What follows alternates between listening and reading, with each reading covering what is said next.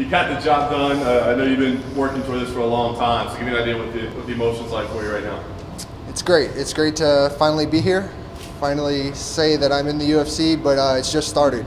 Now it's time to make waves in the UFC and show that I'm the next prospect and the next big thing to come out of the middleweight division. Pretty phenomenal performance. I mean, did you feel afterwards that, yeah, I've definitely got this contract locked up? I felt it was a good chance. I felt it was a good chance. I felt a little uneasy about letting him control, shall we say, on the cage a little bit, but I felt him exerting a lot of energy to hold me there. So I just let him exert that energy, and when I wanted to make space to move, I moved and made my move, and luckily it panned out well for me. How about when you're listening to Dana talk? Because when we're listening to it, it sounds like he's passing on you, right? So what's going through your head at that point? It's like, man, I guess they really don't like me. Yeah, I've accomplished a good bit of things outside the UFC. I didn't feel there was too much left for me outside of the UFC, so I felt like this was kind of it for me.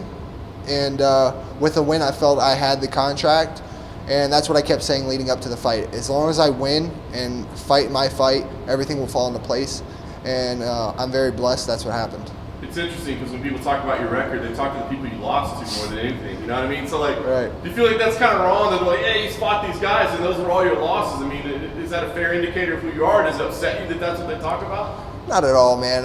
They were just a better man that night. I don't feel I lost skill-wise. I had a lot of growing up to do mentally, and I feel I've done that. You know, my coaches have helped me so much with that aspect, and now I'm finally being able to show my potential.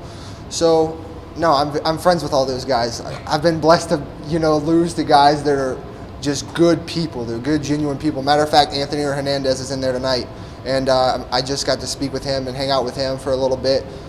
Friends with Trevin. I talk to him all the time, even though he is fighting my teammate coming up. And Eric as well. I talk to Eric every now and then. We all tell each other good luck, congrats, things like that. So I'm very blessed to be able to lose to guys like that and not just guys that are, just uneasy.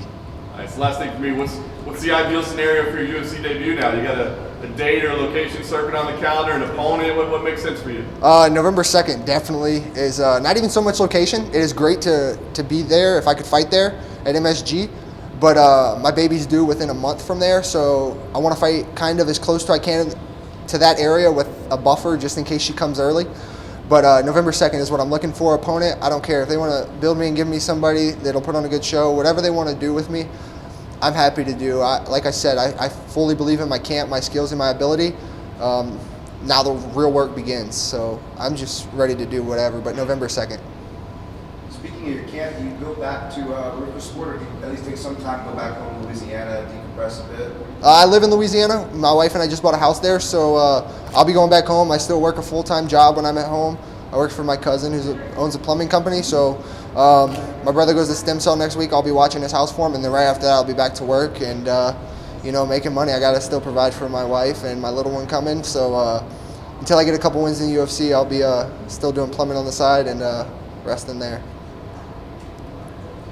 BA, you want to talk about Dana just basically mentioning your age and how that could be a downside, but what do you feel you need to work on most, or what do you feel you need to improve on to get to that next level?